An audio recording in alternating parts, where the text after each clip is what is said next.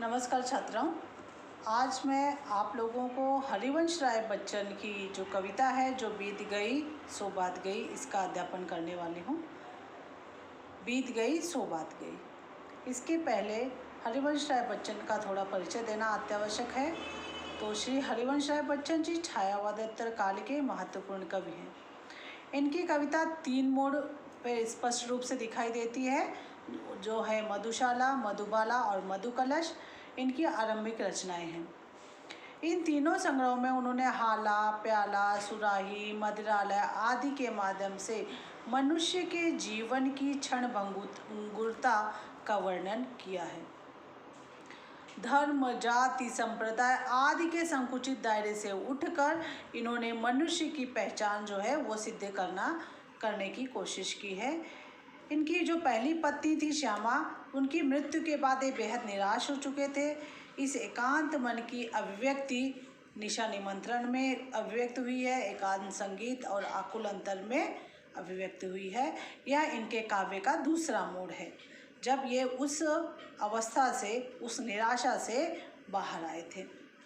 इस कविता की मूल संवेदना जो है वो यह है कि प्रत्येक मनुष्य के जीवन में निराशा के क्षण आते हैं, पराजय के क्षण अथवा असफलता प्राप्त होती ही रहती है। हर व्यक्ति को अपने प्रिय व्यक्ति के मृत्यु का सामना करना पड़ता है। कभी कभी किसी कारणवश ऐसे व्यक्ति के जीवन में फिर से उत्साह भरने हेतु कवि उससे आग्रह करता है कि अपनी जो भूतकाल में जो गतिविधियां हो चुकी हैं या जो घटनाएं घटित हो चुकी हैं वो भूलकर जो है अब हमें आगे जाना चाहिए। यहाँ पर कवि भी अपनी पहली पत्नी श्यामा की मृत्यु के शोक को भुलाकर उस पीड़ा से उबर कर बाहर निकले हैं और वे इस काव्य की रचना कर रहे हैं। वे अपने व्यक्तिगत अनुभवों से ऐसे मनस्थिति में जीने वाले, जो निराशा की मनस्थिति में जो समाज है, जो युवा वर्ग है या समाज का कोई भी तबका है, उसको हिम्मत देने का प्रयास कर रहे हैं। प्रकृति के अनेक छोटे छोटे उदाहरण देकर वे इसे प्रमाणित करते हैं कि भूतकाल में जो खो जाता है उसका हमेशा शोक मनाना कोई उचित बात नहीं है। भूतकाल भूलकर ही हमें आगे बढ़ना चाहिए। अत्यंत सटीक उदाहरणों द्वारा व्यक्ति की घोर निराशा से बाहर निकालने का प्रयत्न कवि हरिवंश राय बच्चन जी इस कविता में करते हैं। कविता है इस प्रकार, जो बीत गई सो बात गई। जो बीत गई सो बात गई, जीवन में एक सितारा था, माना वह बेहद प्यारा था, वह डूब गया तो डूब गया। अंबर के आनन को देखो, कितने इसके तारे टूटे, कितने इसकी प्यारे छूटे। जो छूट गए फिर कहाँ मिले, पर बोलो छूटे तारों पर कब अंबर शोक मनाता है। जो बीत गई सो बात गई। यहाँ पर कवि कह रहे हैं कि जो बीत गया, जो समय व्यतीत हो गया या जो परिस्थितियाँ निकल गई वो उसे भूल जाओ, वो बात खत्म हो गई, वहीं समाप्त कर दो। माना जीवन में एक सितारा था जिसे तुम बहुत प्यार करते थे, बहुत चाहते थे, लेकिन वह डूब गया तो डूब गया। डूब गया तो उसे अब हम किसी भी प्रकार वापस तो नहीं ला सकते ना। अंबर का आनंद हो, प्रकृति का उदाहरण देते हुए यहाँ पर कवि कहते हैं कि अंबर के आनंद को देखो, अर्थात आसमान को देखो, और हर दिन उसमें कितने तारे, उसके अब तक जब से अंबर बना है कितने उसके तारे टूटे, कितने उसके प्यारे अर्थात उसके चाहने वाले छूटे हैं। पर सोचो, क्या वो अंबर अपने उस छूटे हुए या टूटे हुए तारों पर शोक मनाते बैठता है? उसके पास क्या उतना समय है? नहीं है ना। तो इसलिए आपको भी क्या करना है, आगे बढ़ना है। जीवन में वह था एक कुसुम, थे उस पर नित निछावर तुम। एक कुसुम जो चाहने वाला व्यक्ति है, भले वो अपने घर का सगा लगा हो, माता है, पिता है, भाई है, बंधु है, प्रेयसी है, पत्नी है, कोई भी हो, जीवन में वह था एक कुसुम, थे उस पर नित निछावर थे, जिसे तुम पूरे जी जान से प्यार करते थे, वह सूख गया तो सूख गया।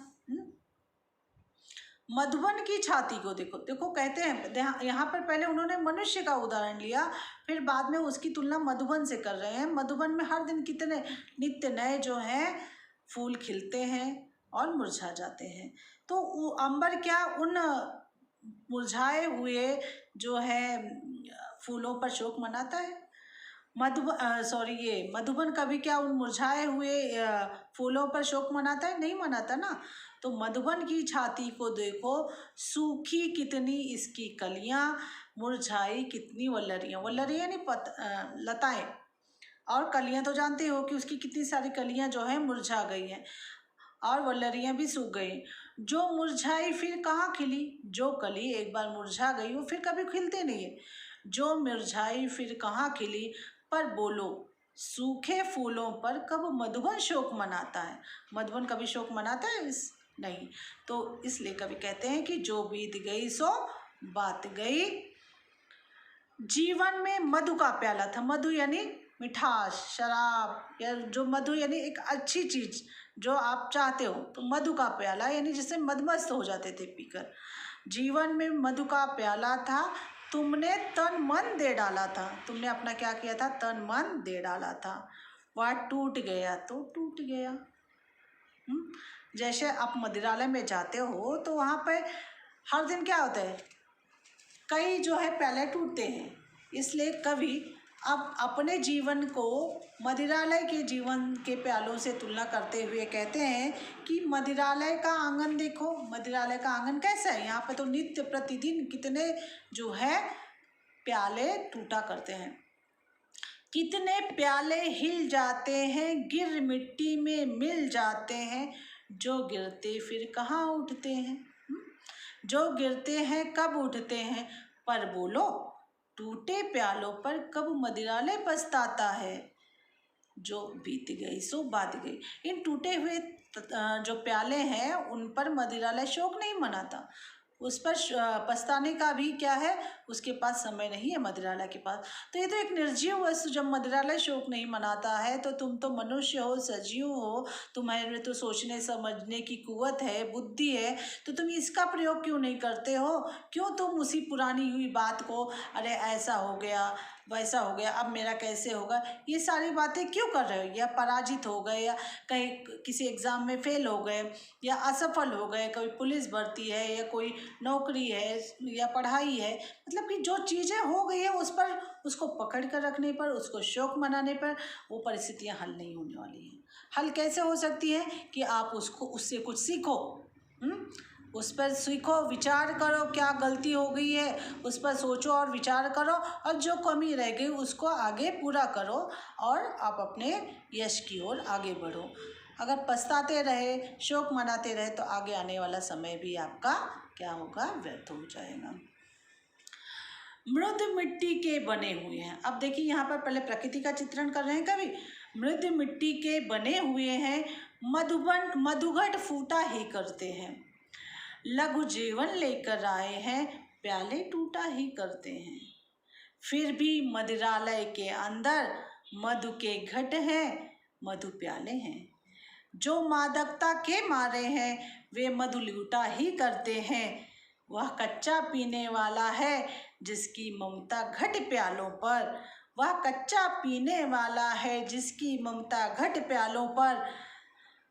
जो सच्चे मधु से जला हुआ कब रोता कब चिल्लाता है। जो बीत गई सो बात गई।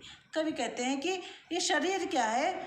शरीर भी क्या है? मिट्टी का बना हुआ है। ये शरीर क्षिति जल पावक गगन समीरा 5 तत्व से बना शरीर है। इसके शरीर के बारे में ऐसा कहा जाता है। तो यहाँ पर कवि कहता है कि मृदु मिट्टी के बने हुए हैं। कौन? मधुघट। मधुघट यानी शराब। शराब की दुकान में जो घड़े में शराब रखी गई है वो मधुघट क्या है? कोमल मिट्टी से बने हुए हैं। मधुघट फूटा ही करते हैं। वो फूटने के लिए, आज नहीं कल वो फूटेंगे ही।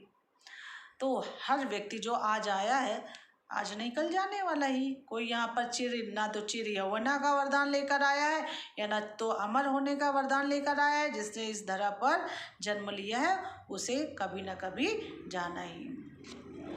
लघु जीवन लेकर, लघु अर्थात छोटा, लघु जीवन लेकर आए हैं, प्याले टूटा ही करते हैं। मदिरालय में जो प्याले हैं उनका जीवन भी थोड़ा ही है, कुछ समय के लिए ही है।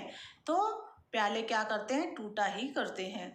फिर भी मदिरालय के अंदर देखो, यहाँ पर घड़े भी टूटते हैं, प्याले भी टूटते हैं, लेकिन मदिरालय में जाके देखिए मधु के घट हैं, मधु प्याले हैं। उस टूटे हुई जगह पर क्या है, दूसरे मधुघट आ जाते हैं, मधु प्याले आ जाते हैं। उसी प्रकार हर जीवन में क्या होता है, दूसरा व्यक्ति उस व्यक्ति की जगह ले लेता है।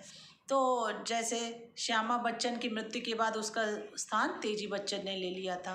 तो उसी प्रकार हर जो है प्रेयसी की जगह पर कब तक शोक मनाएंगे, तो उनके लिए जीवन में जो है यहाँ पर नई जो है तेजी बच्चन का जो है पदार्पण हो चुका था।